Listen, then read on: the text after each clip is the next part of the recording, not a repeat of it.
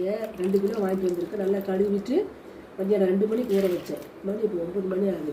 இது வரைக்கும் ஊற வச்சுட்டு தண்ணி வடிகட்டிட்டு அப்படியே மூட்டை கட்டி வச்சுட்டாக்கா காலையில் முளைச்சிப்போம்.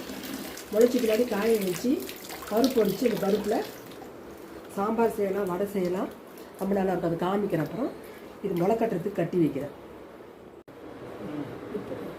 நல்லா டைட்டாக சுற்றி மாரி ஒரு குண்டான வச்சுக்குவேன். டைட்டாக சுற்றி வச்சு காலையில் விடிகாலையில் விடிஞ்ச பின்னாடி பார்ப்பேன்.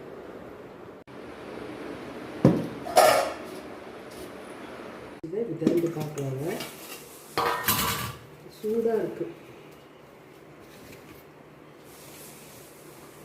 நல்லா அழகாக மழை வந்துருப்பாங்க.